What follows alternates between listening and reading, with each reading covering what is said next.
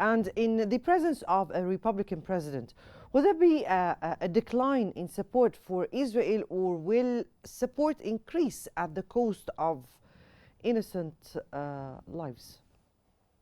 Good morning, and thank you for having me with you, Mona. Actually, if we are talking about Israel, so from my point of view, there is no big difference between Republicans and Democrats. It is a strategic attitude governed the United States since a long decades. Maybe some personal attitudes from personal Democrats like Bernie Sanders or others, but I think it is a strategic stand from the United States. Even if you are following the campaign, both candidates from Democrats or Republicans, they are talking the same language when they are talking about Israel. During Biden and up to the date, there was not that much shift in the United States policy.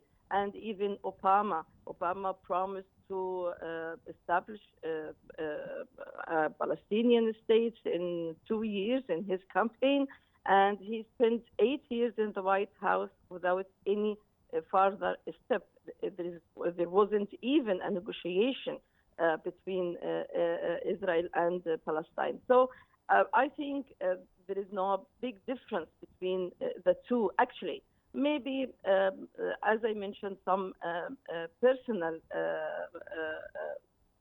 stance, but not as an attitude to the whole Democratic Party. Anyway, with Trump, it is obvious that the American support for Israel will be more and more than it was before.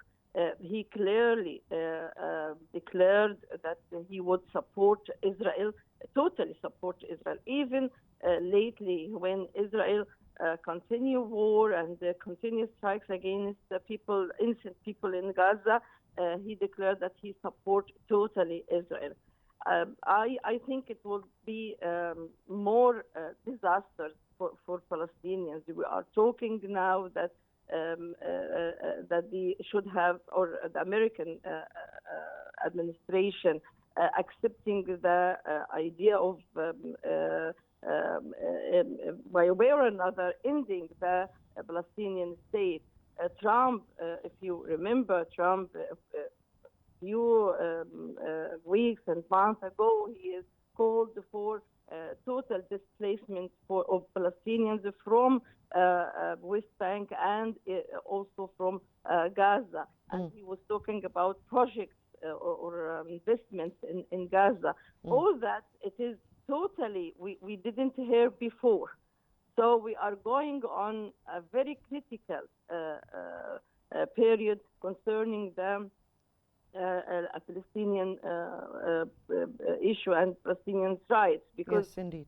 Unfortunately, Trump, it is obvious that he didn't listen to historical and legal rights for Palestinians, and he only say Israel, and from his point of view, that Israel should be a little bit larger in area, and he blessed whatever Israel is doing, even when Israel occupied a huge land from Syria lately.